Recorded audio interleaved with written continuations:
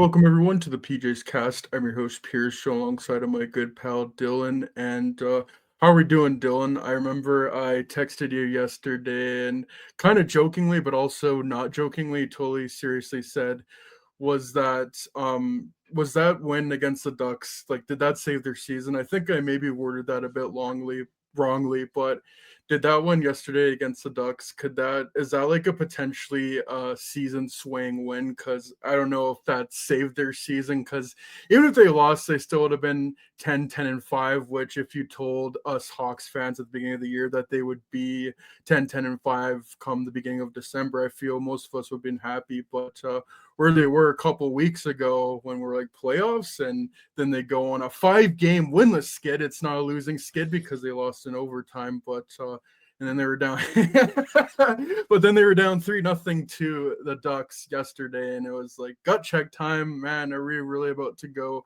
6 losses in a row heading into this road trip? And this team answered back and won 5-3. So at the beginning of December, how are we feeling about the Blackhawks right now? Pretty good. I mean, definitely performing above expectations still. Like you said, I think that Anaheim win really that's a changer right there. That's a culture changer. You look at the last Blackhawks regime, I always think of that 5-1 game against Calgary, and that like they came back down Yeah. 5-1, won in overtime, Mm-hmm. Seabrook looked goal. down and out. Quinville was pissed. You know, yeah, circumstances are obviously different, but they came back against a very good Anaheim team where, quite frankly, they had no business being in that game in the first period. They sloppiest period I've seen them play all year, and that includes the Buffalo game. So do with that what you will. Going down 2-0 in the first period and allowing a 3-on-1 15 seconds in. Um, there's stuff that clearly needs to be cleaned up. I power play is really starting to annoy me at this point with when they lose a draw and they're just lackadaisical getting the puck back in the zone. And Anaheim almost beat them to or made them pay if it wasn't for an offside. But I mean, at the end of the day, this team battles so hard. You can't deny that whatsoever. They're incredible in terms of they're just never out of a game, it seems like. It's hard to put this team away. They're very pesky. Um, they're so like I'm negative to start just because obviously there's stuff not to like. They were on a 5-game skid list or 5-game skid there, but there's just a lot of young guys that are stepping up right now that have helped this out. And I think we talked about Ryan Green last time we were on the show. I think the Minnesota game he missed a couple wide open chances, and uh yeah. we talk about if you're gonna be skating with the big dogs, you got to bury your chances. And credit to him. Next 2 games, gets a goal in a 2-on-1 with Bedard the game after that, and you know, Green picking it up offensively helps out a lot because clearly Blashill trusts this guy defensively. He's the one usually out there as the extra forward. Um, but seeing him pick it up, Colton Dock with a huge goal yesterday. The vets are still being very consistent. Bertuzzi's still on a weird ass heater. Tara Vinen, I think, has really picked up the pace recently, and that helps because you look at a guy like Nazar, he hasn't scored in almost a month, it feels like, and it No goal in really doesn't. November, I believe.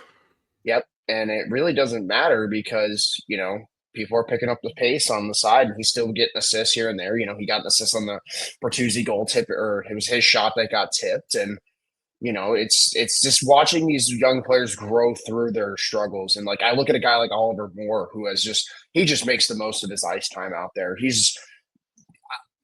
We haven't had a Hawks player be able to use his speed this much of a utility, I feel like, since Brandon Saad. Like it's been such a I thought you long were gonna time say where Hagel, but yeah.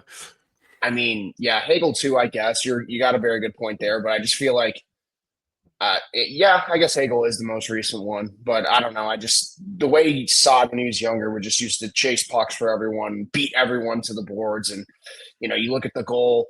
What was it in the playoffs against Minnesota, game one? Like he beat everyone to that puck and scored, and that's the kind of shit Moore's been doing. He's winning those small battles, making the most of his ice time.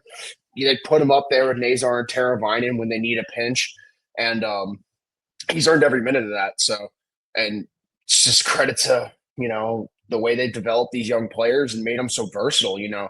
They got so many Swiss Army knives on this team where everyone has a role, but at the same time, that role can be adapted. Like Ryan Donato is a perfect example. I think he was on the fourth line last game, but you could easily throw him with Dickinson. You could throw him with Bedard if you need to. He was on the top power play at one point. Like they have that versatility, which is something they haven't had in so long. Like we talked about it for years. Oh no, Taylor Radish gets hurt. Well, we're fucked. No secondary scoring for the rest or for the next 3 weeks. Tyler Johnson on the shelf. Well, we're screwed. I mean, they've had guys fluctuate in and out of the lineup all year besides 98, and they're able to weather the storm. And I think that's credit to coaching. I think that's credit to the system that they're playing. And I mean, yeah. So I'm very pleased with the start. There's things to grow on. There's things to, get better at. I think 3-on-3 has got to be at the start of that list.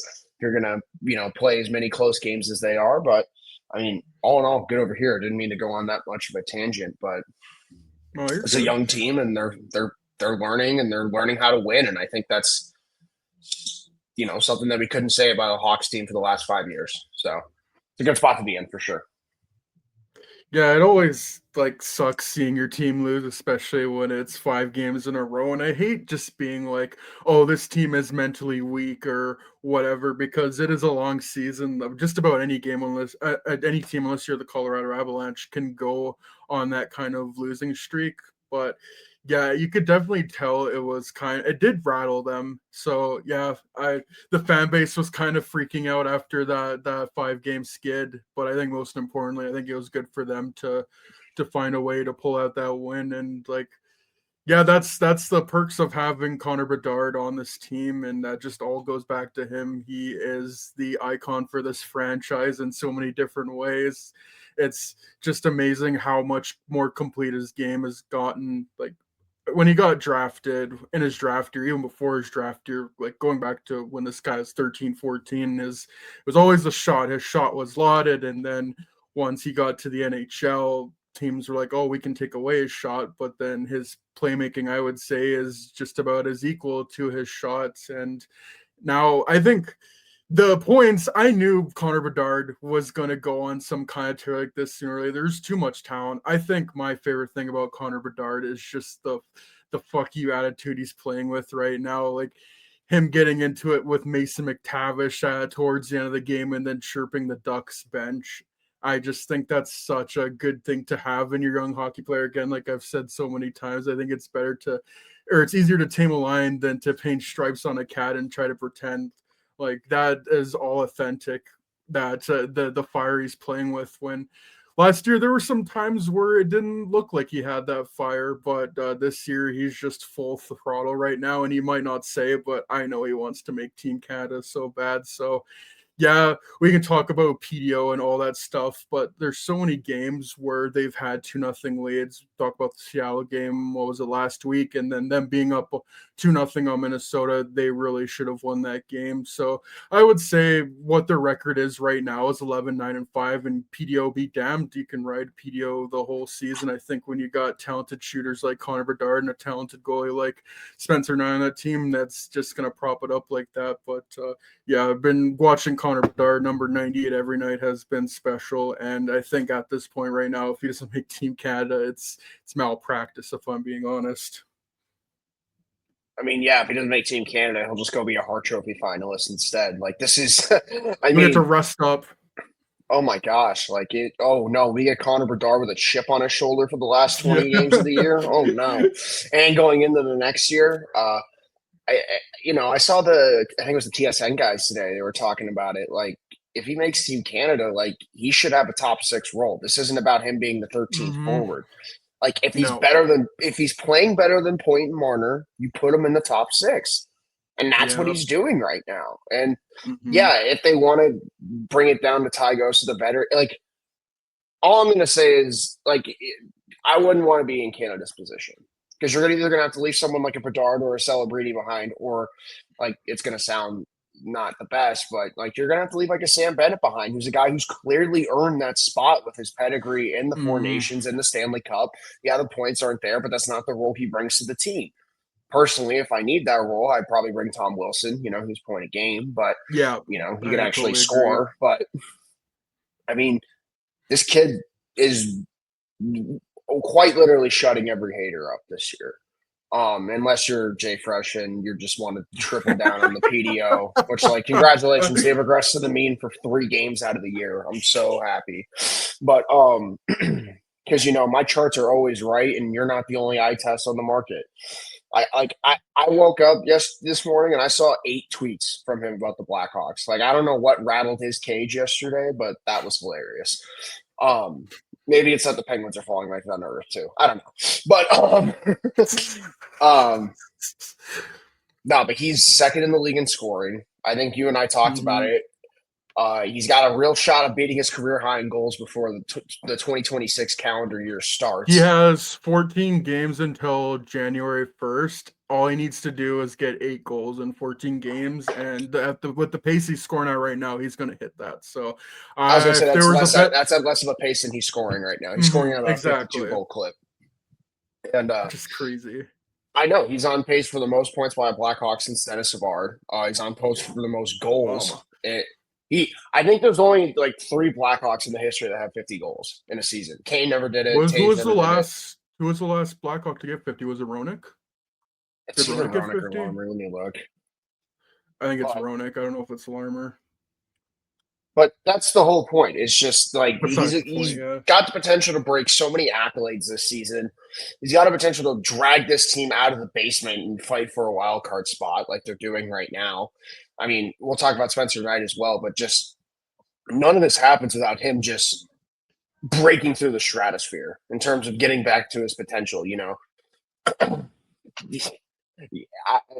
It's funny because I'll talk about it like an idiot. Like, we're talking about NHL 26 ratings. Like, most people were like, this guy doesn't deserve medium or high franchise anymore. This guy is high franchise. This guy is. They do a redraft this year for the league. He's going top 6, maybe top 7. At worst, top 10. Exactly. Yeah. And he's a mainstream player.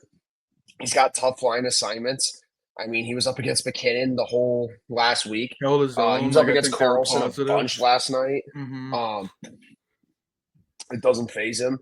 And like you said, he's added elements to his game. I think, he's better in his own end. He's a fucking pest after the whistle. Kane always had a little of that, but he's got more of like he's got the Taves rage, which is always good because you can channel that, and that the players respond to that. And when your top scorer is the one that's also starting to scrum, that's usually it's a good sign of culture. Like, I think last night was the best part. Like, McTavish was right up Bedard. Bedard looked like he was ready to fight, and Murphy was like, "Nope, I'm just gonna jump on McTavish's back and make sure that doesn't happen." Yeah. I think at the Calgary game where Colton Dock was ready and Sam Renzel got into huge fights at the end of the game. Like, this team is building a culture right now, and it stems from their de facto captain right now, with Nick Foligno being out of the lineup. Yeah, Connor Bedard, just whether this team likes it or not, he's gonna drag this team kicking and screaming into the fight.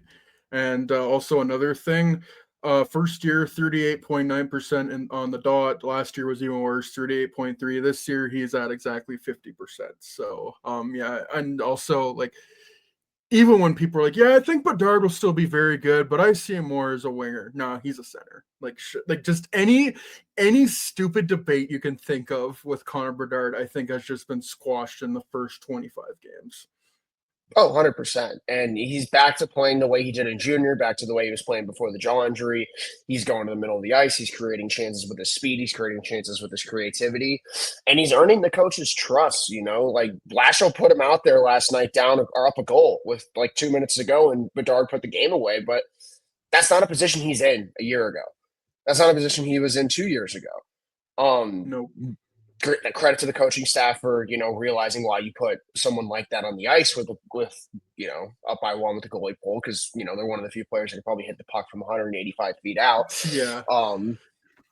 But it just speaks to his game. It speaks to the evolution of him as a player, and it speaks to just the maturity of his game, I think. And I Biz Nasty put it best last year. He was playing pawn hockey half the time. He was being a perimeter player. He was trying to do shit that worked in junior. And yeah, I think a lot of the team is starting to learn, shit that you did in previous leagues is not going to fly in this league. I think Rinzel's having a tough growing pain of that right now.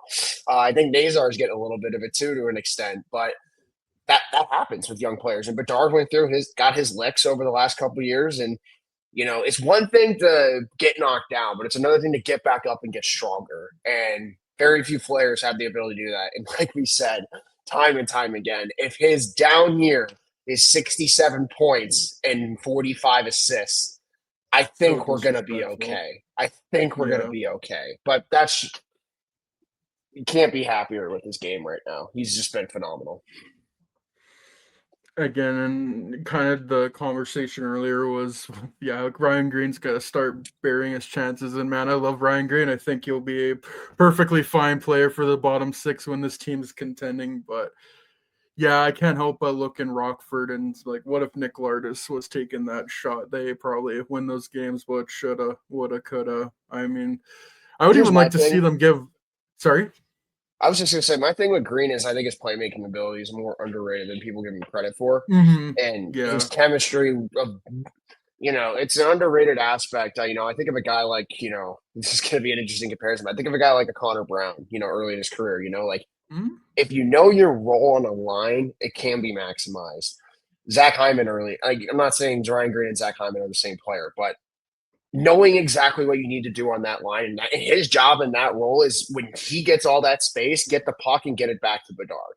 And I think he's done a very good job of that, especially in the last, 7-8 games. And, the chances are starting to go in, which is a good sign. But, like you said, the ideal role is he takes the Dickinson role. Dickinson eventually leaves this team. So we'll see. But, he's been one of the bright spots in terms of young players taking that next step for sure. Yeah, and I always go back to the thing of, okay, well, obviously Connor Bedard is excelling right now and Spencer Knight. I can't think of anyone who has been out of place, but who else to you has really stood out as someone who is pulling their weight? Because I would probably put Lev Shunov right now, and Brinzel. He's starting to find it again. It's such a long season. These guys are going through growing pains, and I just looking at to where this team was the last couple of years, it really is leaps and bounds. Because by if I'm going back to 23-24, they were already out of it. 24-25, by this time last year, they were close to firing Luke Richardson. Yeah, and at this point right now, and granted, like there's so much mid in the NHL right now because of the loser point. They're actually in a playoff spot. And looking at point percentage, the only team that's on the outside that has a higher points percentage of them is Winnipeg. Blackhawks have a 540 points percentage, and the Jets have a 542 points percentage. So like we could still kind of be a little delusional about this team because of Bedard and Knight. But who are some other, kind of going back to what I wanted to originally ask, like who are some players that have stood out to you? I mean, Bertuzzi to start. He's been on his heater, ultra heater. That's Blashill's guy right there. And, we talk about Bertuzzi all the time. He's a slow start player. He's quite literally done the exact opposite this year. And he's the second most important asset to that power play outside of Bedard, just in terms of running everything below the half wall and, just being a backboard, human backboard, just banging in goals left, right, and center. I think Kaiser deserves a lot of credit this year.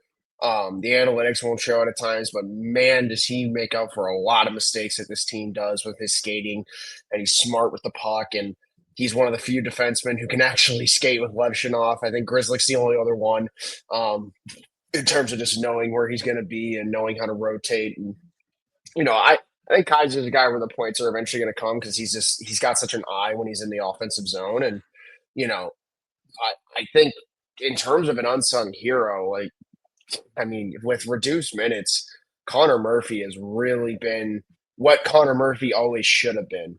And, for the last, what's Murphy been on the team now? Like 7, 8, 9 years He's been on this team since 2017. So that's what, 8, 9 seasons. Yeah. Yeah. He's almost 10 years now. Exactly. He more than he was a Coyote. That's double what it was a Coyote.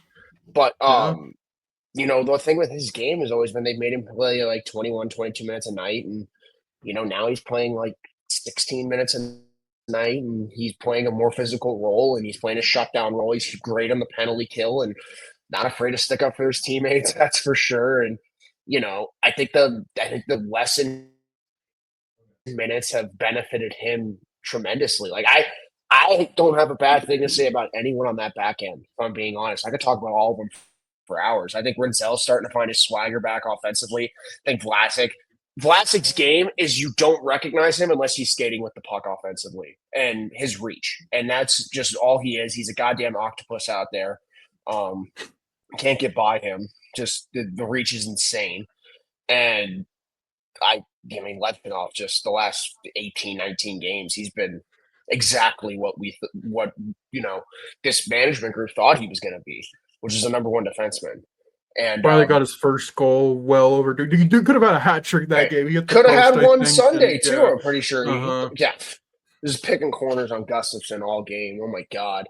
But this is the guy who, I mean, with the way he gets offensive chances, like there's a world where the Hawks have three guys with 10 plus goals in the back end at some point, just because of the offensive upside that some of these guys have. And Levshunov has been so good defensively. Like, yeah, he's gonna have his gaffes. Like, it happens. He's 20. And like his play style is going to, like that play shorthanded or on the power play last game where he almost got cooked just between lackadaisical. Like that's the stuff we're gonna have to fix. But the upside and the athleticism is it's so high. And the ceiling has always been so high. And if he can be that number one defenseman for this team, and offensively, I didn't see this point production coming this fast. It's going to really change the way you look at that back end because there's always going to be three horses on that back end, we thought, but now it's looking like, I mean, in terms of young players, there's five guys that could roll out 18 minutes a night, and I'm okay with it. In terms of those four and Crevier, like it's going to be a great spot to be in when you need that top six winger. God, you're going to have to get rid of one of them eventually, and it's going to get you a haul if they keep playing the way they're playing. So I think just the back end in general, I got to give a shout out to because, that was always the question mark, I feel like. Like, yeah, the forwards were like, the prospects were going to start rolling in with the forwards. I was never really concerned with that. The only thing with the forwards is getting that player from Bedard. And Burakovsky's going to be a good stopgap for now. But that back end was so young going into this year. They were rocking five guys under 23 years or 24 years old if you count Vlasic. All younger than There's me. not a lot of defense. There's not a lot of defenses in the league that do that. And credit to Murphy and Grzelcyk. They've been the veteran presences on that back end, but holy smokes, those defensemen are just – they make this team so much faster. They make them move the puck faster. And it's something that after watching a top four with Jack Johnson and Jared Tenorti in it for 2 years, you can see why it's just night and day, honestly. And credit to the development staff. Because I think you look at a guy like Kaiser 2 years ago, you don't see this. You look at a guy like Crevier, he's a 7th round pick. Didn't really see this with Vlasic until he started taking off.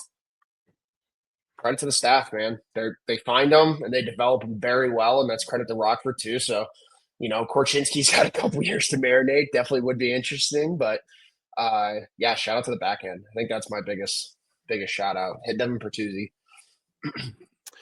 Yeah, this team knows how to develop defensemen, I think. And yeah, I don't really care to give too much credit for the older Gene, but they did leave us with some nice parting gifts. Just looking at that 2019 draft, Alex Vlasic in the second round. And like, man, that 2020 draft, the amount, like, Wyatt Kaiser was a 3rd round pick, Louis Crevier was a 7th round pick, and like, again, I don't agree with all the picks one for one, but just all the defensemen they picked through those years 2019, 2010, or 2010, 2020, and 2021. Like most of them are at worst, I think, depth NHL defensemen that you can get.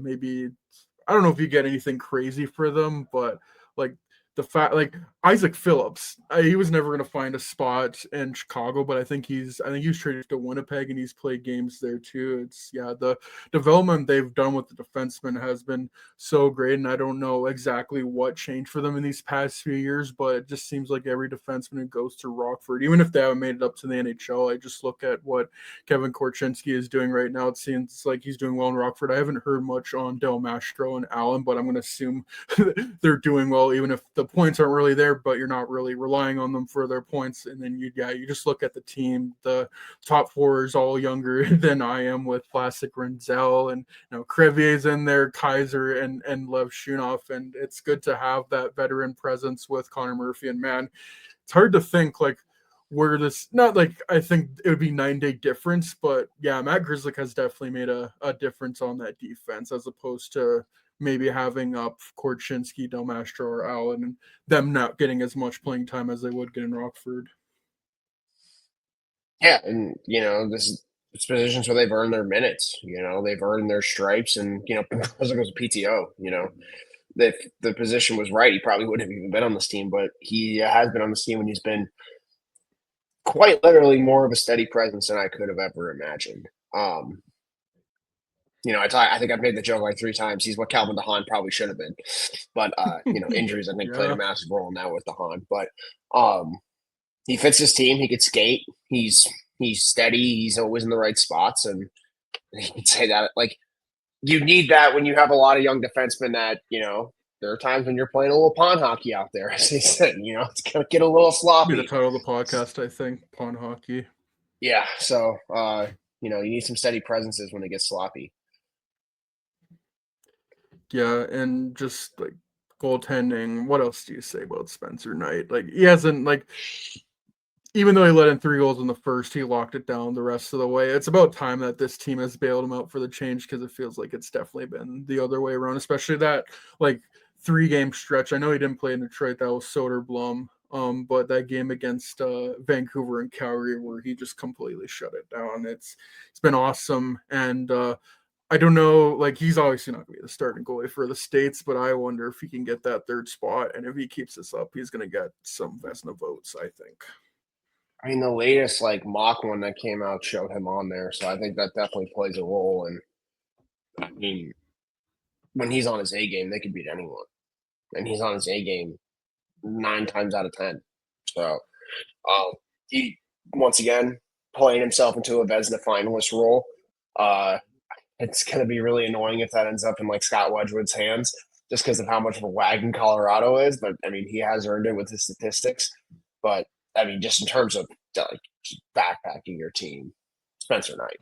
I mean, just if they don't have him, I don't care how many points Bedard has. They probably have half the wins they have now. And that's just the reality. It's nothing against Mrazek. It's nothing against Soderblom. But Spencer Knight is playing like a true elite goalie right now. And 918 in today's league is not something to scoff at whatsoever. That's top 5 in the league. That's borderline elite. I would say that is elite right now. Yeah. The only guy ahead of him is Wedgwood and Logan Thompson in terms of starters. I guess Wallstedt too, if you count Wallstedt a starter, but I think that's more tandem. So I picked the wrong Swedish goalie win the Vezina. Good Lord, yeah. They've been good for Minnesota, but yeah, I think I saw NHL do, I guess, their quarterly awards or whatever, and I saw the Hart voting, and obviously McKinnon is far and away number 1, as he should be. He's in a different dimension right now, but number 2 was Connor Bedard, and I'd be interested to see if there's any Vezina voting where Spencer Knight would rank, because yeah, those are the 2 guys. Good goalie can be the great equalizer, and then a superstar like that with Connor Bedard can also be the great equalizer, and they have 2 of them. Yeah, I mean, they're playing leaps and bounds above everyone else. They playing like the elite players they were touted to be when they got drafted. And I mean, if your 2 cornerstones are an elite goalie and an elite center, that's pretty good. And your back end's solid on the back end. Look at other teams talking about the Blackhawks. They see them forming the Vegas Golden Knights on the back end. I think we talked about this for years. That's always been their goal. Been saying that for years now. When they won in 2023, It was funny enough, Martinez and Petrangelo, and then your second pairing is McNabb and Theodore, and then their third pairing was, I think, Haig and Whitecloud, which is just pure filth. Yep, And then they and had, that's the luxury the Hawks might be playing themselves into.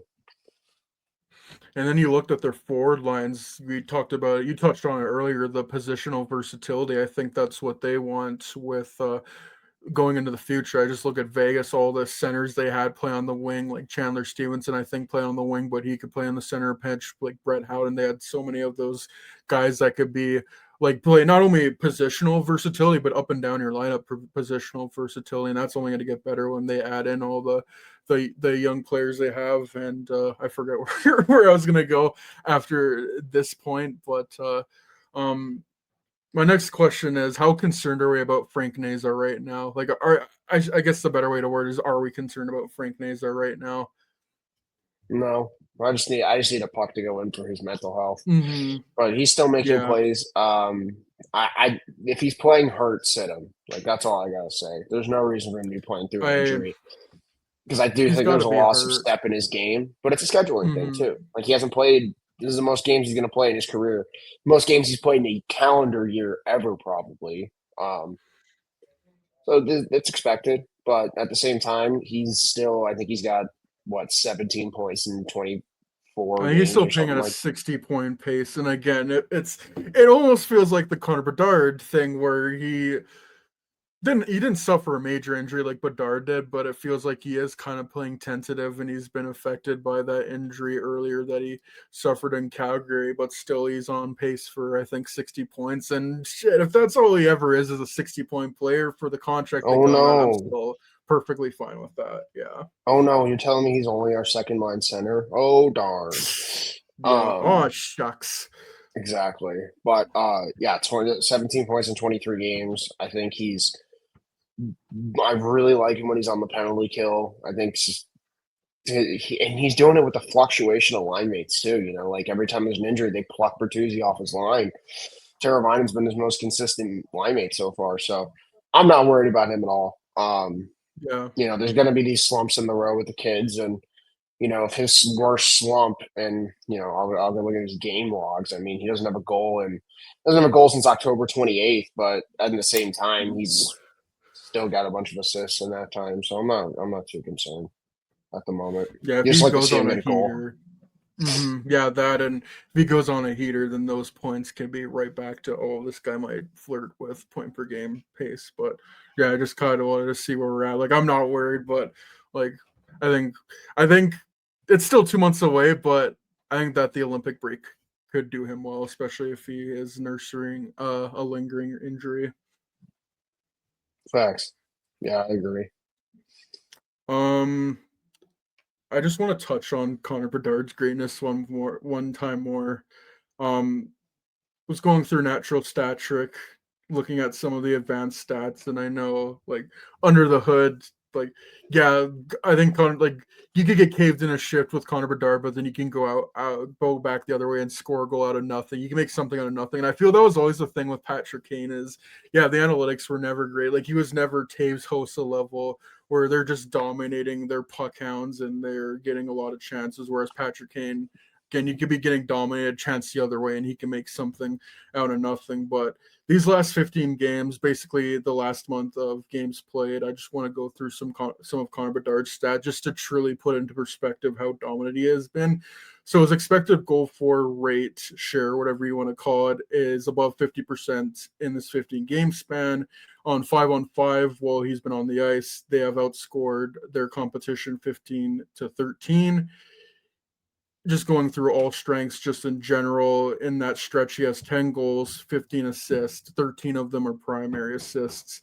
And also his like I mentioned earlier, his face-off percentage is 50%. In that stretch, his face-off percentage is 54%. So he's been getting even better. And again, just he's improving, like improving every facet of his game. It's awesome to see. Keeps getting better. Best player. That's what the best players do. The best players don't be stagnant. And the fact that this guy ever got like Neil Yakupov comparisons, which is fucking insane to even begin with, just real quiet now. Stay on Yeah, that side. yeah, that, and you should just not be allowed to watch hockey, or you're just a crazy troll hater. But either way, like, you're wrong, Also, you're poor Billy stupid. Huso, bro. First shot you face is Bedard in tight alone. Oh god, I started dying laughing. I was like, you Yeah, can't help but feel bad for the guy. That sucks. it's Pop's wrong for laughing at this.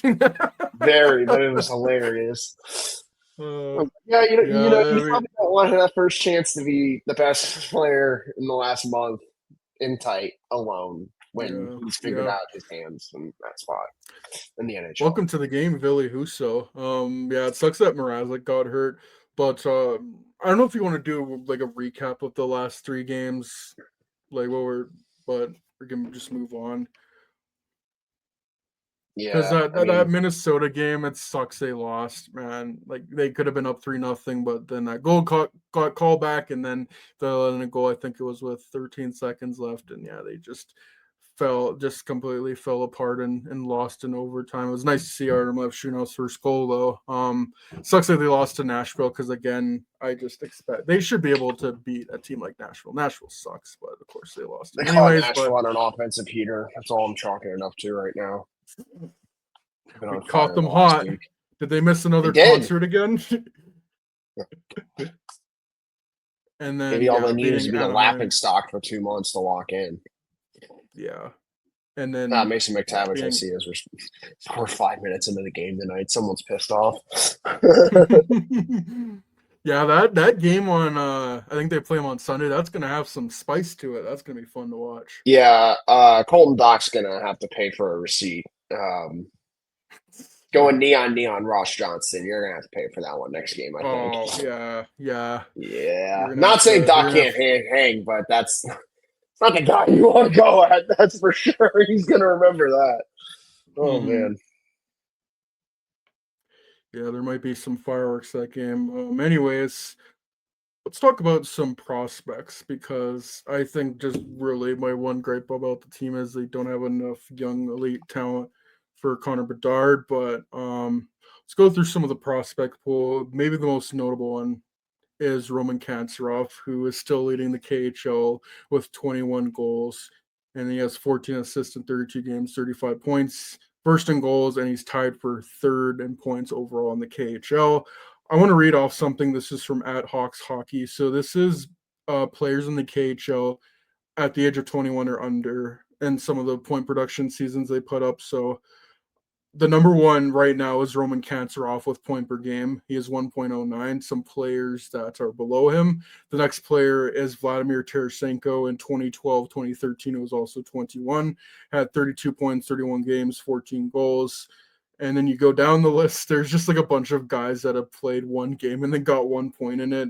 And you go all the way down to number 8, it's Kirill Kaprizov in his age 21 season, 18-19, a couple years before he headed over. I think Tarasenko got to the NHL in 13-14. He had 51 points in 57 games. And then Vladimir Tarasenko again, 47 points in 54 games. I mean, if we get anything close to that, that's just a home run of the pick there. I don't know what else there is to say about Roman Kantsarov. He's legitimately might win an MVP in the KHL. I think Metalurg Magnitogorsk is one of the best teams in the KHL, and he's just a driving force for that team at that age. He's playing center for them. He's got an A on his sweater. Man, I hope he gets to Chicago sooner rather than later. Yeah, I mean, if one of him or Lardis is the top 6 forward, they're set. If both are top 6 forwards, then you're laughing. It's that simple. That is like Kantarov's developed. 2017 Dallas Stars level of draft right there. Like, you hit on your Yep. like, Stars had Mira Heiskanen. I don't think that was a hard pick to mess up. The same with the Connor Bedard pick, but it was what you did with the other picks. They got on Drew Robinson, and yeah, you get Bedard, and then hopefully more Lardis and Kantsarov if they can complete your top 6, top 9 grand slam of a draft. Gaia looks pretty good too, so we'll see what happens there. But Yeah.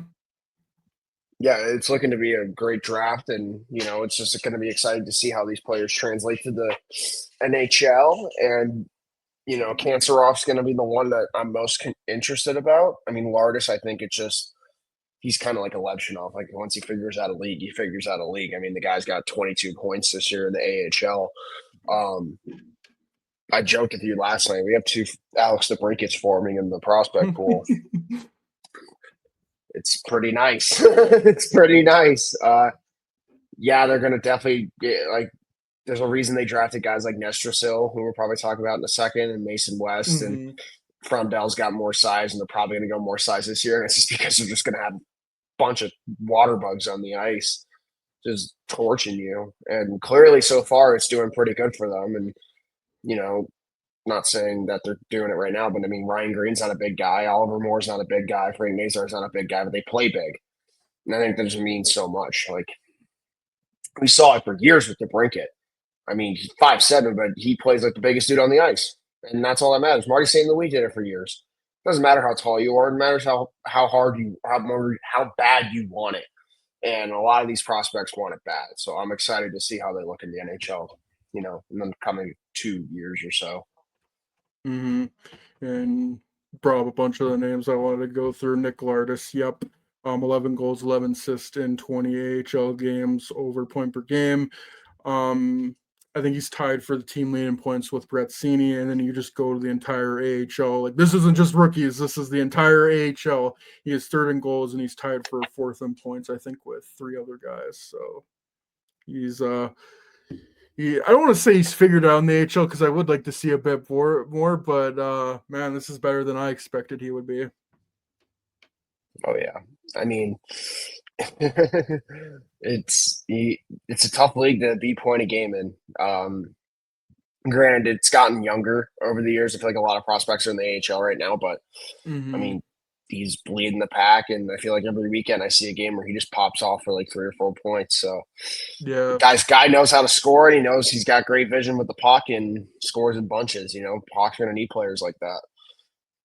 Did you see the goals that he scored last night? So the first one, he basically scored from the Draisaitl spot on the power play. So that'll be a help to this team if he ever gets called up. And then the second goal he scored, I think there was about 4 or 3 minutes left in the game, and there was a defenseman at the point trying to make something happen. Nick Lardis steps up, like breaks up the puck, and then scores on a breakaway. So it's not him just, being a power play merchant and sniping things, which does help. That's going to help at the AHL or at the NHL level, but he can score goals in other ways as well. So yeah, nothing but a promise from Nick Lardis, and I would be curious to see. He's going to be on the team this year. It's just a matter of when.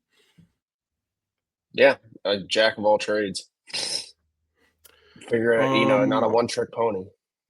And on to Vaclav Nasherstal, who, again, you don't want to say he's figured out in the NCAA, but I think the better way to put it is he's transitioned nicely because he was pretty inconsistent with Muskegon in the USHL last year, but obviously that size and skill. And his first goal things in college, he has 9 goals, 10 assists in 16 games. And on UMass, he is first in goals and second in points. So he's been a main play driver for that team there. Merrick Vanacker has 23 goals in 23 games, leads the OHL in goals. And shout out to Nathan Bem, who is second in WHL scoring with 16 goals and 25 assists in 26 games. They keep making demons. And special shout out to Nestrasil. He leads all freshmen in points right now in NCAA. That's more than Gavin McKenna for those keeping track at home. Numbers speak for themselves. That kid been on his wagon for all year. I wanted him in the draft. And, if he even sneaks at any of that upside, oh my God. If we have a 6'6" guy with hands in the top 9, potentially play with a Bedard or be a net front presence on the power play, or God, like I think you and I talked about it. Like if that's a Matt Nyes addition to this team a couple years down the line, in terms of like getting him out of college right before the playoffs, fuck, that's gonna be so useful. Like you're talking about a guy who, I'm not saying he's the same player as Bertuzzi, but once you're gonna have to replace that type of player eventually, just his offensive upside in the net front could be that. I'm not saying like they play the same play style, but 6'6" and fantastic within 8 feet of the net is usually a pretty good combination. So I'm very excited to see Nestrasil. I don't think he comes out for another year or two, but no, God, he's going to be good. Yeah, there's no need to rush him, but I mean, he In might other take the words, Samarin. get him here in March. Yeah, but I do think there's a scenario where he kind of takes the Sam Renzel leap, and maybe next year, if he has another good season like this, takes maybe even another step. Then maybe next year, next March, April, whatever, we're talking about the Blackhawks signing him and maybe getting a few games in. Yeah, definitely. And like you said, there's no reason to rush. Yeah. Also, I wanted to bring this up on the last podcast, but I completely forgot. But shout out to Mason West leading his what was it, Edina High School, or was it his college High to a school. championship? Yeah, high school. Awesome. Good Now for it's him. on to, I don't know. I forget where he's playing. I think But Minnesota something. I can't remember. There's a lot to keep track of. yeah, but hockey starts now. In other words, is what I was just trying to say. We'll look that up. Who is he going to be playing for?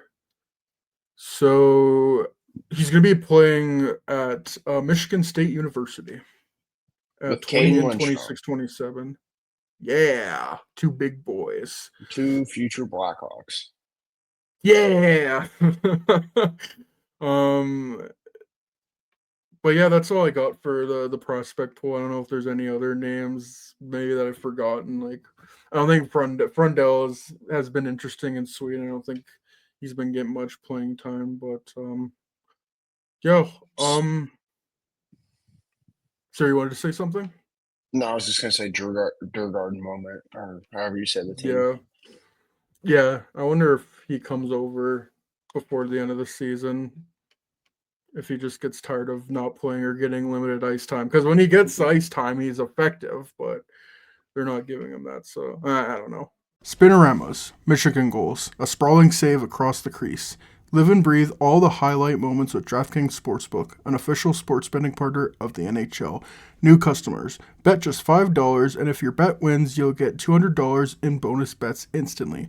Download the DraftKings Sportsbook app and use code THPN. That's code THPN to turn $5 into $200 in bonus bets if your bet wins. In partnership with DraftKings, the crown is yours.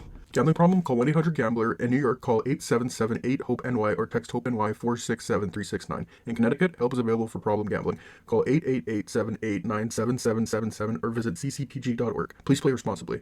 On behalf of Boot Hill Casino and Resort, Kansas, pass-through per wager tax may apply in Illinois. 21 plus age and eligibility varies by jurisdiction. Void in Ontario. Restrictions apply. Bet must win to receive bonus bets which expire in 7 days. Minimum odds required. For additional terms and responsible gaming resources, see dkng.co/audio. Limited time offer. Copyright NHL 2025. All rights reserved. But there are a couple of teams I want to talk about. Again, last podcast we had a lot to talk about, and we kind of just ran out of time. But I would like to talk about the New York Islanders.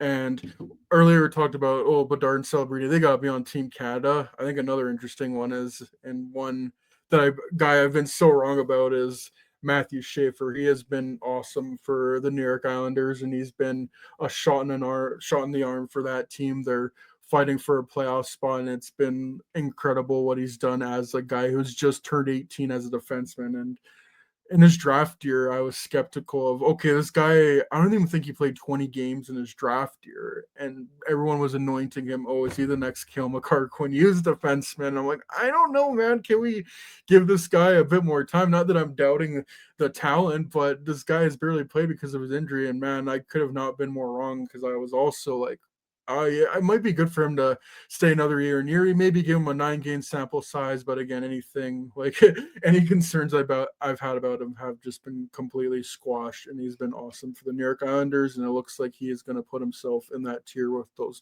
aforementioned defensemen. Leads all rookies in goals. That's all you really need to know. He's electric. Crazy. And he's the shot, like you said, he's a shot in the arm the Islanders need. And, we talked about it for years. We always wanted to see someone down the line in the lottery order win. And this is why, you see a team in 11 win. It really does change things, because it's a couple wins here and there, and you're in the playoffs. And this kid's 18, and he's already shattering analytics charts. We haven't seen a guy. And it's not just like, I'm sorry to interrupt, but and it's not like he's just like he's turning 19 like this month or in January. Or no, he turned 18 3 months ago, less than 3 months ago. Like he's a September, like he was only a couple weeks away being eligible for this draft. It's truly incredible. Yeah, he's electric, and for a guy who only played a little bit of hockey in his draft year, you would never know. You just would never know. Yeah. And this is a kid who's averaging 27 minutes a night in his last 5 games. So, 18 years old, playing half the game and willing your team to a playoff spot. I'd say that's pretty good. And no offense to Ivan Davidoff and Beckett Seneca, who shout out Beckett Seneca. He's also been quietly, I think he's got 19 points in 26 that top games. 5, except for Lindstrom. I hope Lindstrom gets it on track because that could be one of the better top 5s in recent memory. Oh, yeah. Like, everyone got a good guy in that draft. And you look at the top 5 in rookie scoring, it's Davidoff, Seneca, Schaefer, Levshunov, Kapanen. And then Ryan Leonard rounds it out, too, because he's tied. But it's a good rookie class this year, man.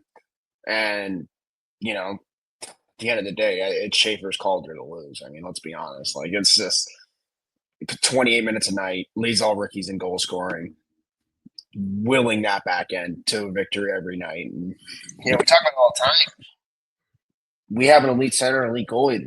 They have an elite goalie and elite defenseman right now, and Bo Horvat's scoring at a 50-goal clip. So. There's another guy like on the outside looking in for Team Canada. Like if you're making a second Team Canada team, he's probably in the top 6 Canada with the way he's been crazy. playing. The B team. Yeah, Bo Horvat's point a game though. And Palmieri, losing him sucks because he had 18 points this year. Oh my god! I'm sorry. He's got 16, man. That's looking good from the Dobson trade. Ugh. Yeah, I mean, Duran was a good signing, 15 points. Riddick's been good too as a backup. It was a good pickup. Safe Dave. Callum Ritchie's been playing games. Tony DeAngelo still exists. Nah, he's like half. He's like third. The Islanders could turn this ship around way quicker than expected, especially in the Metro where it is not that good. Like it's probably the weakest division of the 4, I'd say. Yeah, and they got Victor Eklund, and they got Keyshawn Aitchison, and Wiseman. They're going to be in a really good spot coming around here, especially when a lot of these players are on the wrong side of 30. And, you look at a trade like the Brock Nelson trade a couple years ago, perfect move at the time. Trading for Horvat, that's starting to, prove that it was worth it. I mean, they traded for a captain, for God's sake. Like, we knew he was a good player, but he seemed to really started to fit in. And Barzell seems to have bounced back, too, after a pretty rough year last year. So, all good on the island for now. Yeah, and you brought up Kyle Palmieri. I mean, that was rock star shit, the way how he got injured but wasn't able to. But then, like, he's going to be out 6 to 8 months with a torn ACL or UCL or whatever it was. But it just seems like it's going to be one of those hockey circle jerk things where it's like, oh my, like, we're like all the checkmark hockey Twitter accounts are like, Kyle Palmieri got an assist before he died. It was out for 6 to 8 months. But no, just shout out to Kyle Palmieri. But that was kind of the thing I thought of because we just in hockey we always glorify those kind of plays. But you bringing out Matthew Schaefer leading all rookies in goals is crazy because that alone should get him the Calder. I didn't even know that. So I put down some Matthew Schaefer stats. He's got the 8 goals, 11 assists in 26 games. According to Natural Stat Trick, he has a 54.11 expected goal share, leads all Islanders with the time of ice average of 23-26, and you were saying that he's up to 27 minutes the last few games. So Patrick Waugh, there's no training wheels. You're my best defenseman. Go out there, and he is crushing it. And he's just starting. I can't wait to see where he is in a few years. Like he might 2030 Olympics, he might be their best defenseman. And that's I don't know against Cal McCarr. Yeah, I don't know if I imagine having both. Would it be nice to have both? They're gonna have both. Could have had a Finn. I don't. Yeah. But I don't know if he makes it to Team Canada this year, but damn, in 2030, absolutely. I'd bring him. I would 100%. Especially if Doughty's going to be banged up. Oh, I'd 100% bring him too. Even if he doesn't even play a game, he just needs to be in the room with that back down. bro. Just be a seventh defenseman. Yeah, I would 100% bring him. I just don't know if the Also, Team Harley's Canada banged up. brass is. Sorry? Harley's banged up too, so it's like. Yeah. But Bouchard's so good. He is pretty good. But I mean, still. we'll probably still, we're gonna have to make our predictions, like what we would do before. I think it's at the end of the month that they have to I'll tell officially you one announce thing, the better watch out for rosters. top line RoboCop for Team USA. No, but he's He's not not. physical enough. They need to bring guys that can bang and crash for the Olympics. Instead of Apparently that's a Jason thing. Robertson? Yeah. Apparently he's linked in that group. They don't want to bring Cole Caulfield or Tage Thompson, who led Americans in goals last year. No. If Jason Robertson is not on Team USA, I'm actually going to lose my fucking mind. That's so dumb. Like, I'm pulling up Jason Robertson's stats right now just to prove a point. First of all, 35 He's points on in a 26 heater games right this now. year. But this is a guy who's got 429 points in 400 games. Get the fuck out of here. Like, he's had one bad, like, this is another guy who, he had a down year last year. Like, everyone wants to trade Jason Robertson. He had 80 fucking points last year. Like, this guy is incredible. Ugh. It's going to be so funny. Like, Canada and USA are going to play completely different styles of hockey, and I can't wait to see it. Dude, US are just crash and bang if they want to. To be honest, I think like Canada and the US are just trying to galaxy brain each other with the moves, because I'm not 100% sold on some of the moves. So that means we're bringing Kiefer Sherwood. Get excited. Yeah, let's go. Kiefer Sherwood with Connor McDavid. Get excited. Sorry, guys. Price is going to be more than the first round pick, though. Kiefer Sherwood for James Higgins, I was hearing.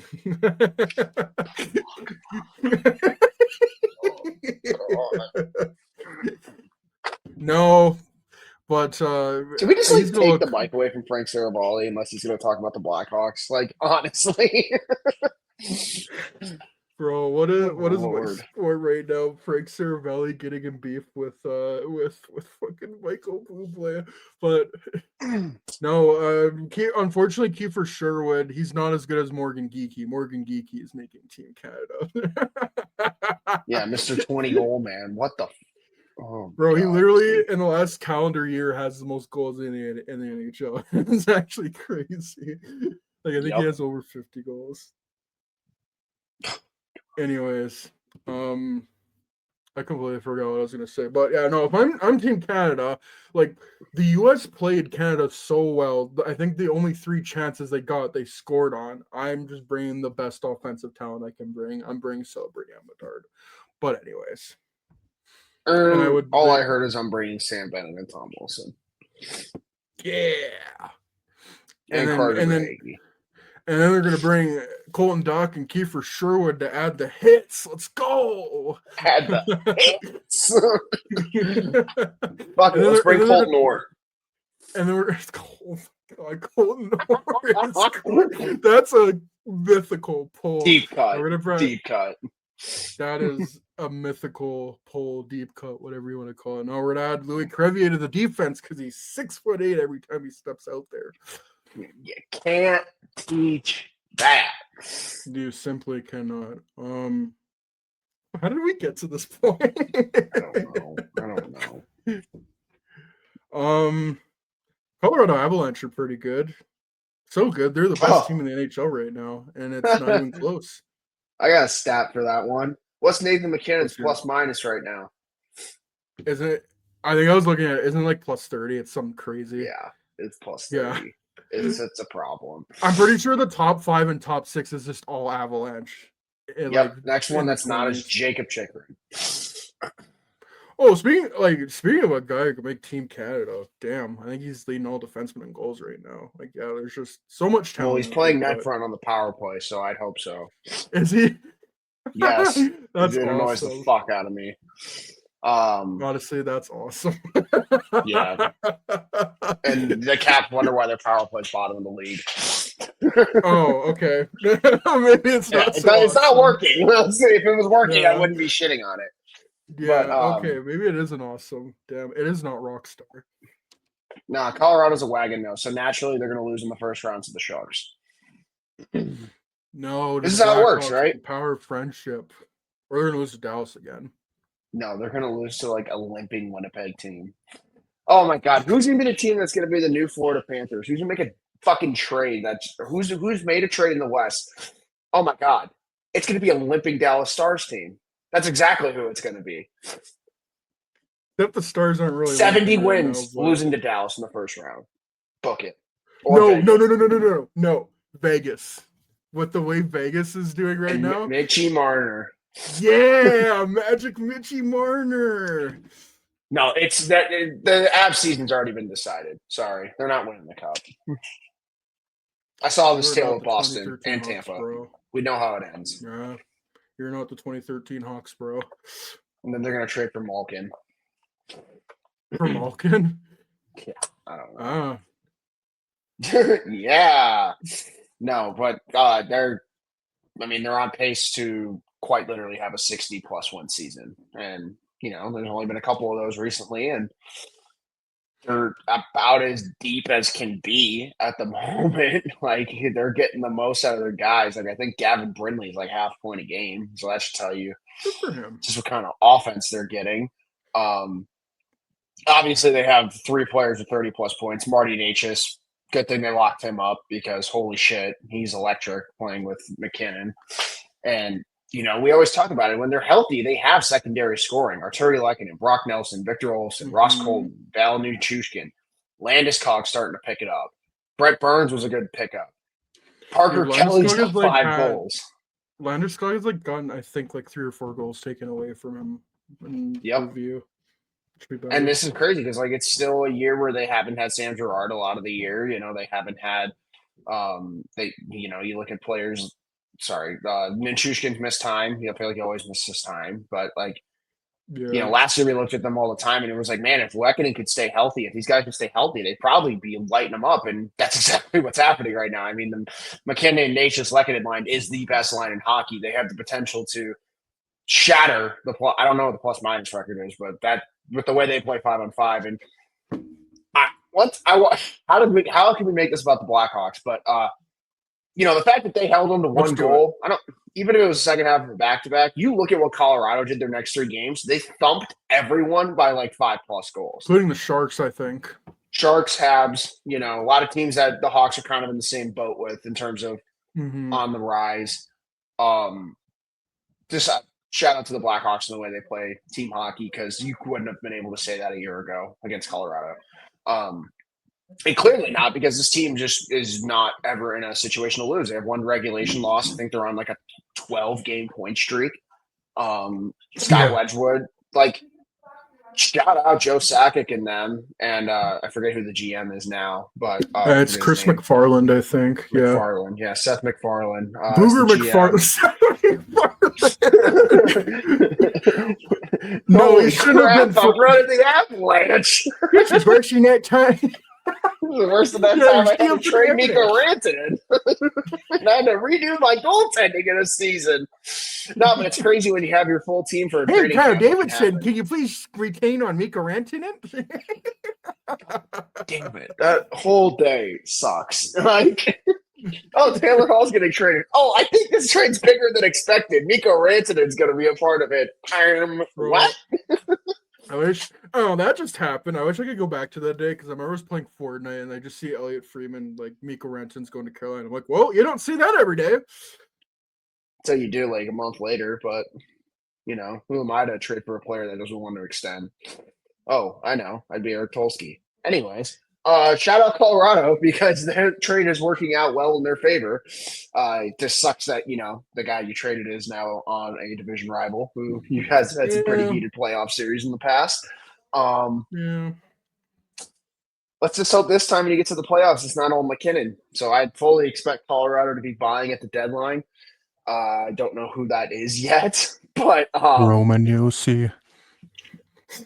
I'm gonna bang that. Sam Girard, he's coming home. And they're gonna get Stamkos too. No, triple retained. Can't happen anymore, but we're gonna make it happen. We're gonna break the CBA to make it happen again. No, but you got to go all in, just because you can't have McKinnon be a goal a game and be out in the first round again. And I wasn't trying to be a dick earlier, but just seems to be the case with these 60-win teams. They sleepwalk into the playoffs, and some team that had to fucking scratch and claw and play playoff hockey since January catches them off guard. We've seen it with the Panthers. We've seen it with the Blue Jackets. Seen it with the Kings back in the day. These things happen, and Colorado looks great now. But are they going to be the Blackhawks and the Red Wings, or are they going to be the Bruins and the Rangers and the Jets and all these teams that, win the President's Trophy and have these great regular seasons? But, Nathan MacKinnon can have 160 points, but if you only get 7 playoff games out of it, doesn't matter. So, can't believe we're putting the Avs in like the wait and see group, but I got to wait and see it. They could win 70 games this year, and I'm still going to be like, see how you look in April. I don't know. It really is just all about the playoffs, like this, and that's what it should be for Colorado. Yeah, exactly. Yeah, like you're the Cup favorite. You've been the Cup favorite in Vegas, or top 2 in the Cup favorite for like 4 years now. And since that Cup, which was a dominant Cup run, not on the show for it since. Yeah. I mean, McKinnon's got a heart. Only 1 playoff win. Think he'd trade that hard like series win. Yeah, I think McKinnon would trade that for a second Cup any day of the week.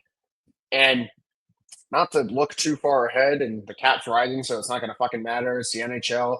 I'm going to bet 3 houses on nothing next time, but Cale Makar is up in 2 years. So, you're not going to have a 9 mil forever. Oh, it's always been on nothing time. Yeah, he's going to exactly. But at the same time, you're not going to have him at 9 mil forever. So start getting creative. Like Olofsson was creative.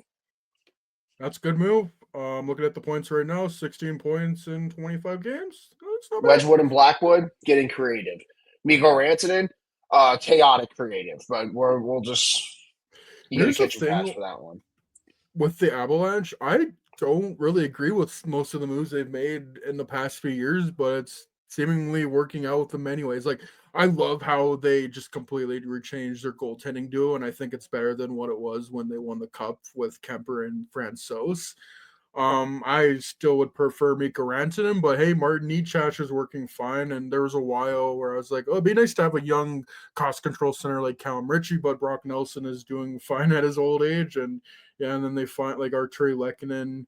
I don't know what his contract is like, but they picked him up a few years ago from Montreal. Now. That's pretty good for guys under point per game and can play with McKinnon and Necas. But yeah, like Ross Colton, 0.5 point per game.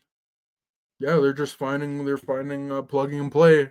That's what you need behind Nate McKinnon and Marty Necas. I would like if they could add one more high end goal, like play driver, goal scorer, just another good player to round it out. I think their defense is fine, and obviously their goaltending is great right now. Go get Jonathan Marchessault show. Actually, go get Ryan O'Reilly. Bring him home. That would be great. I mean, I think any player on Nashville would be a great fit for them. Like Forsberg. Dude, you're telling me you could roll McKinnon, O'Reilly, Nelson, or make O'Reilly your 3C? Yeah. Fuck, man, that'd be nasty. I think I saw with Forsberg that since he's in a no tax state right now, he would want to be traded to a no tax state. So well, certainly he doesn't have control of where he can go. Certainly. Oh my God, him to the Panthers for 2nd round pick and half retained is going to go hard.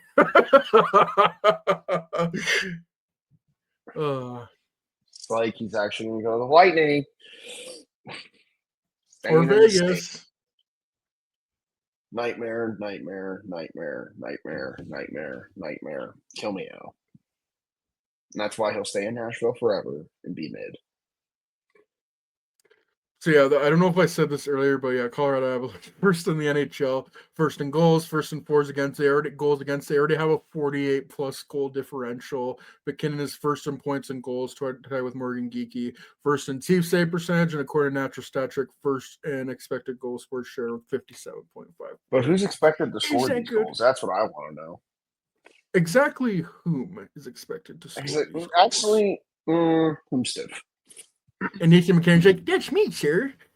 That's me with my 20 goals and 24 assists because I'm a fucking tryhard. Just kidding. Nathan McKinnon's a beast, dude. He's so good. I'm gonna sleepwalk to a Hart Trophy this year if he keeps this up. Oh, easy. Like there is zero debate there right now. Like, imagine telling someone like even 3 years ago, "Hey, Nathan McKinnon has potential like lap McDavid in points right now this season." Like, I mean, you he's might lapping have like everyone in points right now. I know, like Connor. Like, if you told that to someone after McDavid had 160 points, they're not gonna fucking believe you. Yeah. So I don't know. Credit to him. I mean, he might win every trophy. He might win Rocket. He might win the Hart. He might win the Lindsay. That lady Bing. Just kidding. Nathan McKinnon Smudgebook has to win that trophy. He Yeah. plays too gritty to get that award. Certainly, he won't make Team Canada. Nope, he's gonna get left off for Morgan Geekie and Kiefer Sherwood, like we said earlier. For more geek. Also, Nathan McKinnon played Geeking. 15 minutes against Montreal and had 3 points. LOL. That's Did you say terrible. 15 minutes Yep. against Montreal? He played 18 minutes against San Jose and had 3 points. So, in other words, he just kind of gets his work done. And Jared Bednar's like, all right, bud, you can take the third off. All right, you did your part. Yeah, Go locker room, take a shower. Shifts. But Yeah, that's hysterical. Like, he's been phenomenal this year. And we talk about Bedard having a slow start. McKinnon's in the same boat. He didn't take off till year 5. Like, dude, it wasn't until they underpaid him like crazy. Like, I think his first breakout year was 17-18, and I think that was his 5th year in the NHL at that point. Probably should have won a Hart that year too, if we're being honest. But that's no, okay. Taylor Hall won it. But yeah, he hasn't had a season like he's just been incredible. He's so good. He's the second best player in the NHL. Maybe the best. Better. He's definitely the best this year, but at this very moment, he is the best player in the NHL. Oh, he's the best player in the league right now. 100%. 100%. I'm celebrating. Sorry. Morgan Geekie. It's actually Sam Lafferty. It always has been, and it always will be in my heart. I can't see no one else was undressing Luke Hughes like that. You can't find any other proof of it. We'll never forget the Sam Lafferty goal. Surely they won that game. Surely then let's second overall pick defenseman get a hat trick. Anyways, yeah, Colorado's really good. Yeah, they're all right, I guess. Mike Matheson got a new contract, 5 years, $30 million extension for $6 million AV, aka he got what Dylan Cease is getting paid in 1 year with the Toronto Blue Jays. That's fucking wild. Hockey's not a real sport. Yeah, good for Matheson, man. He found a home in Montreal. And only he's a guy who kind of bounced around a couple teams. Clearly, the hockey men love him. He got an 8-year deal the first time. He got a 6-year deal the second time, but he's really. You wanted 2? Let's make it 4. 6 now. Let's make it 8. That will always live in my head rent free. That. Yeah, it's an iconic quote. That was the Florida Panthers before they were good, by the way. Before Bill Zito took over. Back when they were a bunch of nerds running that team. When they had the computer boys in the front office.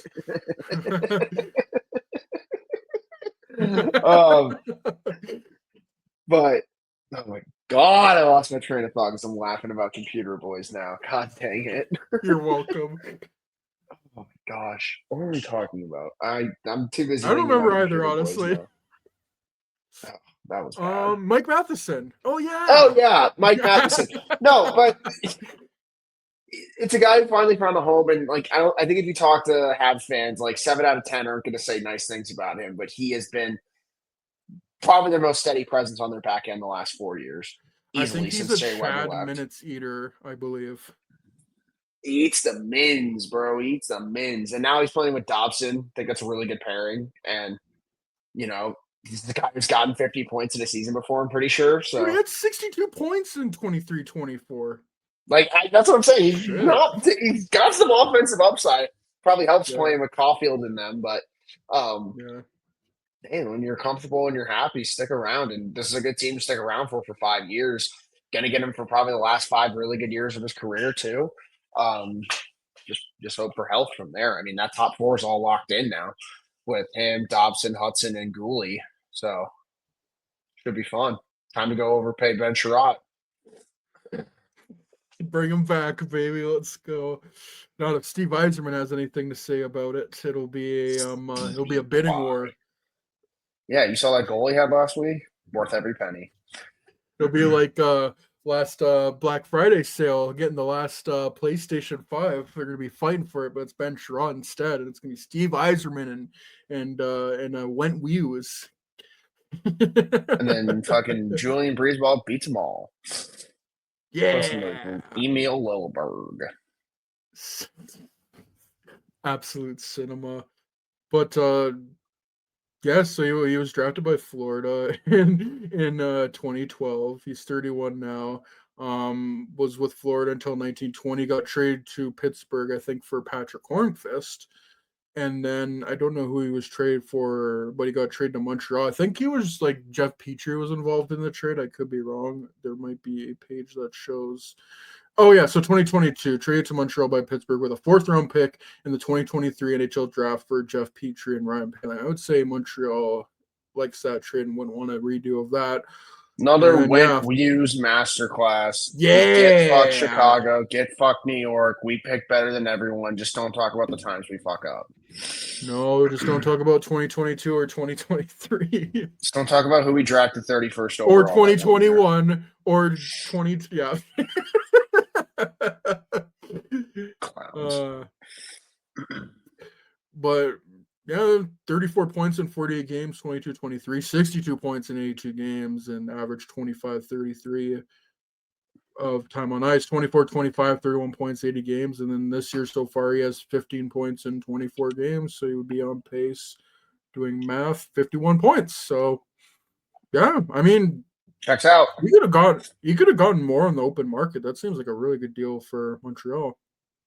Sounds like a guy who likes where he is. Mm-hmm. Can't fuck with Happy. I mean, I think Montreal's the only Canadian team in a playoff spot right now. So, but I wonder who his agent is, because 8-year deal and now a 5-year deal. Damn, not bad. Yeah, hell of an agent, and like I said, hockey men love him. Like, there's nothing like you don't get extensions like that if you're not loved by your management, and previous management groups don't put in a good word for you, because clearly, like the guy's been traded for like 4 times. Like the team, he's got traits people like, and he's a steady top 4 D man. Don't grow on trees. Philip Lecavalier is his agent. He's done a pretty good job, I would say. Nice. Anywho, I do have one Twitter question, and it is relevant to the Hawks. So Tanner asks, we got 3 Twitter questions. Oh, guess what the first one is? Should Chi-Town bring back John Hayden? This is from @Andy Green fan. Who is John Hayden? I do think the Chicago Wolves should bring back John Hayden. Yes, good job. Yeah. No, they already signed Calfoot. Maybe he'll be our Foligno replacement. Let's go. And then we get to bring John Hayden back. Remember when he scored that goal that one time and he played with Taves against for like the a Leafs? month? Yeah. Nah, John Hayden's sick though. If we need someone cheap that fights, I'll take him. Like, I'm not even kidding.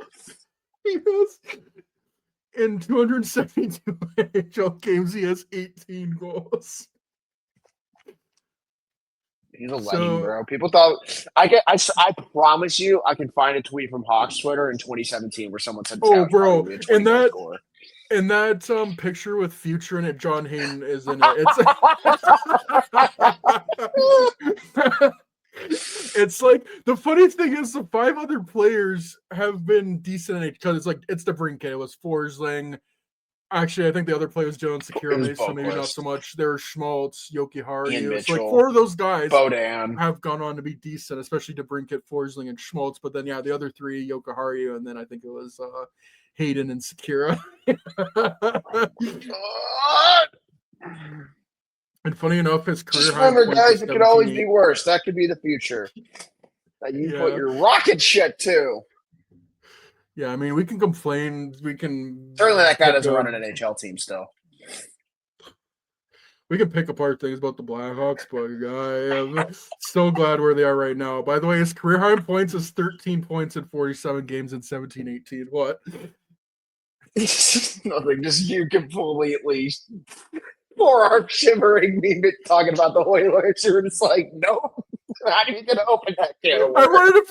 wanted to bring up his career high point.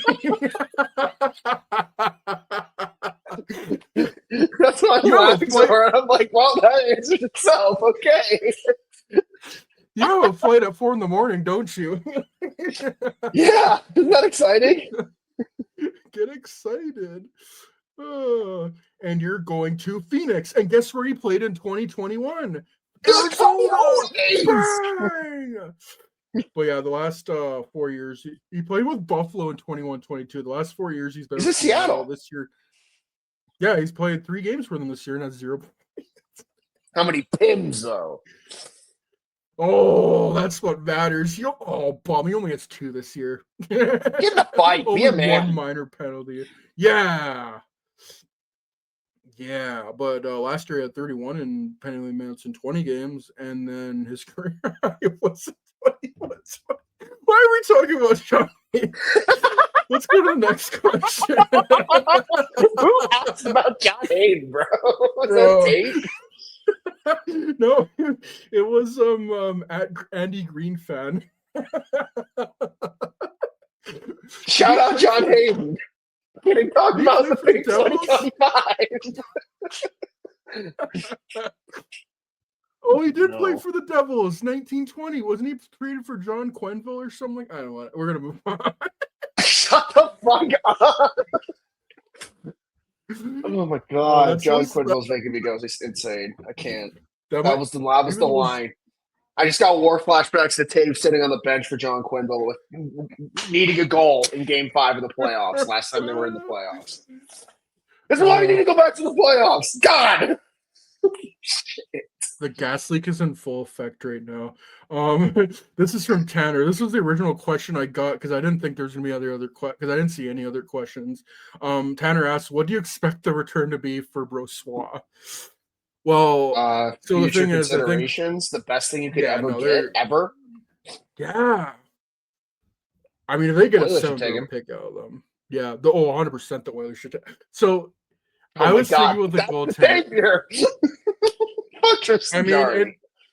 I mean, he played for the Oil Kings and he was a backup for them like years back. So it would be a good fit, but I'm still thinking. So I was listening to the Dangle podcast right before he did this. Steve Dangle, he said this: "What if the Rangers suck and the Oilers are good, and the Rangers trade Jonathan Quick to the Oilers?"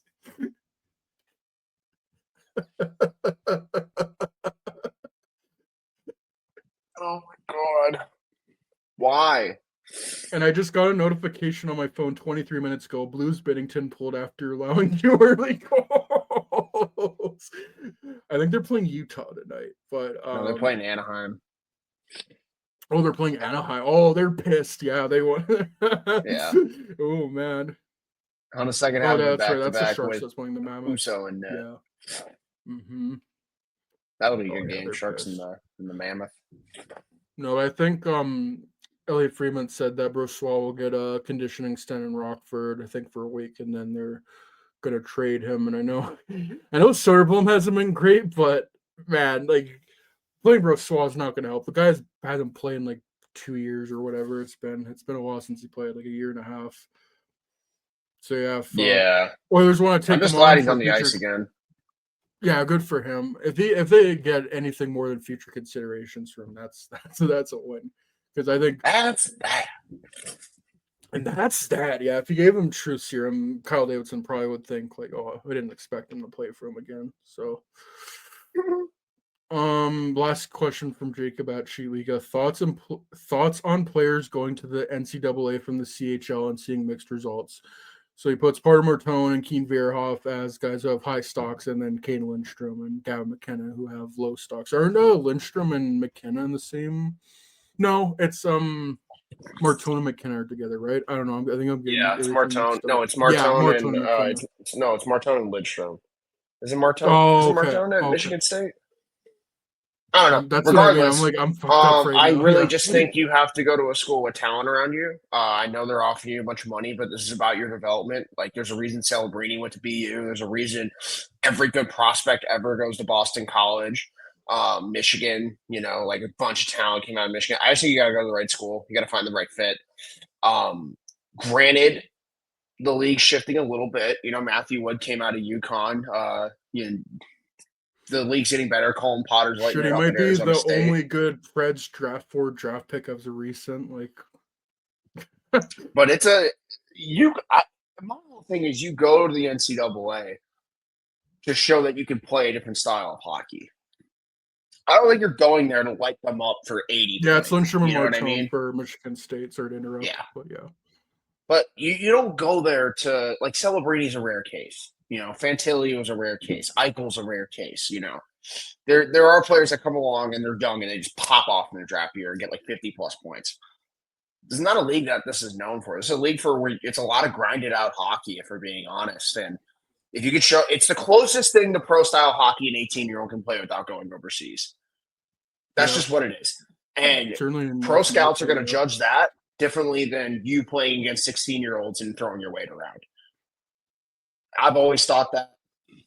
That's why I'm not a big fan of people over 19 playing in the OHL and stuff. I don't think there's any that doesn't do anyone benefits. Like I would like to see Van Acker and Rockford this year. That's like, but he's a special case because he was hurt so much. But yeah, it's probably good for him that he's back in the OHL just one more year. Yeah, exactly. But like if you're 17 and you're going up against a team like Quinnipiac, which traditionally runs like 50 seniors on their team, like Colin Graff was someone who led their team when they won their national championship. That matters. Like showing that you can handle people that are bigger than you, stronger than you, mentally mature than you, and show that you can hang. So yeah, Gavin McKenna's having his struggles, but at the same time, I think pro scouts are going to look at that and say he did something different for his development. Like he could have easily went back to the dub and dropped like 170 points like Bedard did. There's nothing against what Bedard did. Clearly, it worked for him. But yeah, I'd say it's worked out, and he played in Sweden I'm for not a saying bit. I'm not saying it couldn't work out, but I'll go to another case where I think it would have benefited him to go to school. There was a time when Michael Misa was going to go to Boston University, and the Sharks signed him right What out. is And it? Has he played at all, Michael Misa? in the NHL, yeah. But is he been in getting and out of the consistent lineup. playing time though? Like, has he been? As he gets sent down to the Barracuda, or is he just being scratched? I think he just gets scratched every now and then. Here, I can pull up the stats, but the point is, always injured. 3.7 yeah, well, that's games. not fun. But that's a guy who probably could have benefited playing as an 18-year-old in NCAA for a year. So I give props to guys like Martone and McKenna, and Verhoff, I think that's only going to boost his stock. Like he was already the best defenseman in the class, and now you're going to go up against 22-year-old he might be men. gunning for number one. If the right team's there, I think McKenna's still going to have that pull, but it's a long season. It's a long season. Frozen Four is not till April, so there's a lot of time for McKenna to get his legs. Like you always look at like Frank Nazar is a great example. He had a quiet first half, and the second half of the year, once he kind of got the hang of everything, tore it up. Sam Rinzella took a year for him to kind of figure it out. Same with Oliver Moore. Now I'm not just trying to compare it to Blackhawks guys, but Will Smith's another great example. It took him a year, and then he took off, and now he's in the NHL. Right. Like that development in the NCAA, I think is just it matters a lot. And yeah, it doesn't happen overnight for some guys, but like look at Adam Fantilli. I mean, I can guarantee you he'll tell you that year at Michigan paid off for him. As he's going into year 3 now, probably going to be a 2-time 30-goal scorer and has gotten way better at the center ice position. I don't know. I love that they're doing it because I just think there's so much more you can get out of being in a tight 3-2 game against, a very older defensively sound Wisconsin team than there is to, beat up on Regina, who is clearly in a rebuild in the WHL, or you know what I mean, like something like that.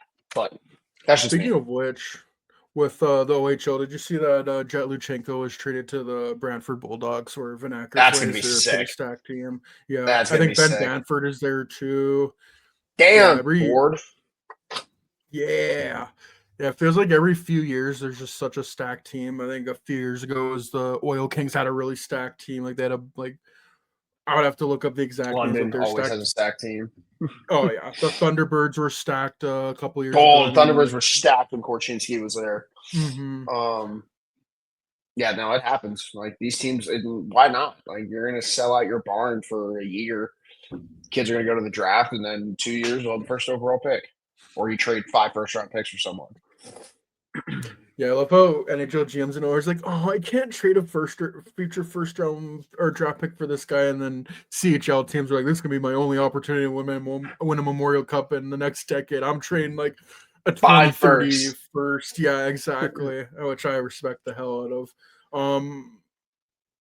Kind of on a bit of a tangent from that. Like, I think the way to go now is CHL, college, and NHL. I think that's gonna be the way now.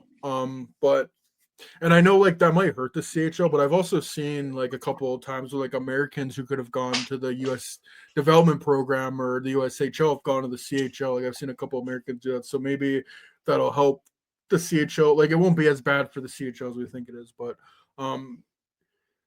I guess on a little bit of a tangent, we'll wrap this up right away. If we like, I remember I was like, if the Hawks get first overall, we should take Misa. Right now, man, could you imagine Matthew Schaefer on the Hawks defense? Kaiser would be on your third pair. Do you know how gross that would be? Insane. And like you would have to trade one of those guys, but like I love all the defensemen they drafted. Oh no! Yeah, we have to trade Sam Renzel for Mishkov. Oh no! Whatever will we do? But like Schaefer is like he would easily be the best defenseman on that blue line. But I'm again like if he keeps this up, I think he's gonna be in top 3 defenseman talk in the next few years. Mm-hmm. Gonna be fun. And also, Devin Williams just signed a 3-year contract with the New York Mets. The Mets, baby, the Mets, Spider-Man. It's all about the Mets, baby. I think that's it for Twitter questions. Do you have anything else, or we can wrap this up again? You got a flight early in the morning, so I don't want to keep you here for too long. What do we think about the week? 2-1. Like, how do we think it's going to go? They're splitting with LA, and I think they're going to win tomorrow against Vegas. I think Anaheim's going to take that. I hope they beat Vegas because of who they're playing. Fuck Carter Hart. Fuck Carter Hart. Bedard needs to fucking rip one out his face immediately. Yeah. Actually, Levchinov's the one that likes to shoot high, so.